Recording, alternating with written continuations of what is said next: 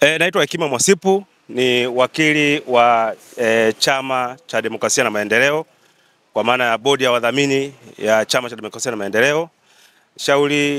Leo kesi ilikuwa inakuja kwa ajili ya kusikilizwa kwa maombi ambayo yako mbele ya Jaji Mwanga, na kwa bahati mbaya jaji leo hayupo. Tumetaarifiwa na msajili kwamba jaji hayupo, yuko Mtwara anaendelea na session zingine, na kesi imepangwa tarehe 10 kwa ajili ya kuendelea na kusikilizwa hiyo kesi. So far tunaomba wanachama wetu tarehe 10 tuweze kujaa mahakamani kwa ajili ya kuendelea kusikiliza kesi hiyo. Hayo ndio yaliyojiri leo katika mahakama mbele ya msajili tarehe 10 mwezi wa 7. Kwanza nieleze masikitiko yangu makubwa juu ya Jaji Mwanga kutokuwepo mahakamani siku ya leo.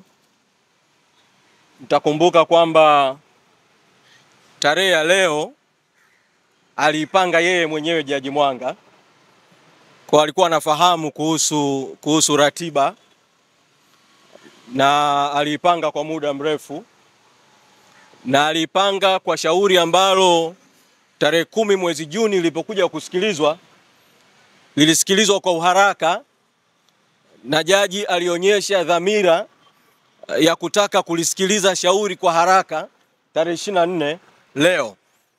Kitendo cha jaji kutokuwepo, mimi na kitafsiri kama ni muendelezo wa jaji kutokutenda haki.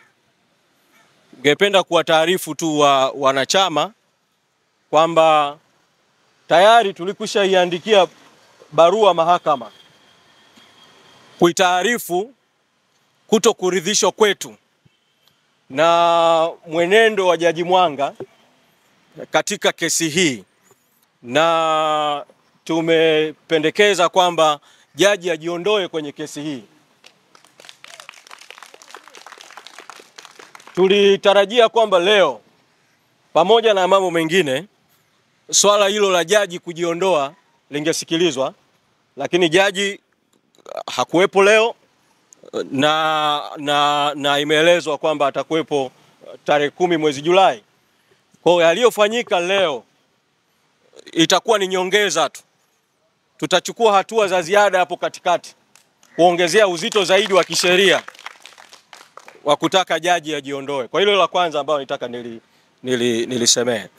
La pili, ningependa kuwataarifu vile vile wanachama na viongozi kwamba tumewasilisha vile vile maombi mahakamani ya kutaka swala la kuzuiwa chama kufanya shughuli za kisiasa lipitiwe upya na mahakama.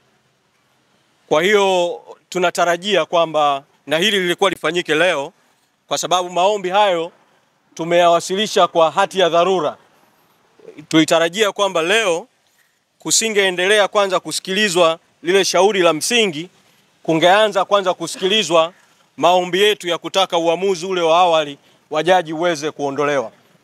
Kwa tunaamini kwamba tarehe 10 mwezi Julai shauri hili litakapokuja tena, kabla ya kuanza kushughulika na mambo mengine yote, tutaanza kushughulika kwanza na mambo mawili.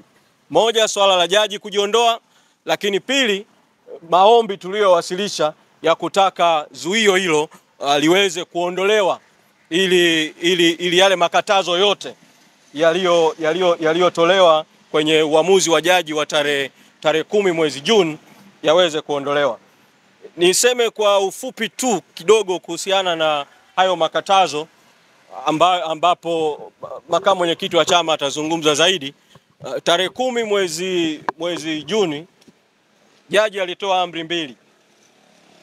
Amri ya kwanza ilimhusu katibu mkuu wa chama na bodi ya wadhamini kuzuiwa kuitisha shughuli za kisiasa au kushiriki shughuli za kisiasa. Nataka kuwafafanulia tu wanachama wa Chadema kwamba amri hiyo ilihusu bodi ya wadhamini na katibu mkuu wa chama, haihusu wanachama na viongozi wengine kuendelea na shughuli za kisiasa za chama bila kutumia rasilimali za chama. Amri ambayo inahusu bodi ya wadhamini, katibu mkuu, wanachama na viongozi wote.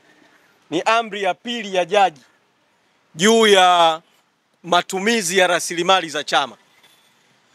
Amri hii, uamuzi wa jaji uliweka bayana kwamba zuio linamhusu katibu mkuu, inahusu bodi ya wadhamini, inahusu watumishi wa chama, inahusu mawakala na mtu mwingine yoyote ambaye anaweza kufanya kazi kwa niaba ya bodi ya wadhamini na katibu mkuu au kwa jina la bodi ya wadhamini na jaji mkuu. Kwa nitaka nitumie fursa hii tu kuweza kuclarify hilo vile vile. Ninawaomba wanachama muwe wavumilivu katika kipindi hiki. Tunajua kwamba tunapita katika kipindi ambacho watawala wameamua kutumia mbinu haramu kudhibiti vuguvugu halali la wananchi la no reforms no election. Ninachowasihi tu ni kwamba pamoja na uvumilivu tulionao, tusirudi nyuma na msirudi nyuma kwenye mapambano yaliyoko mbele yetu ya no reform no election. Asanteni sana.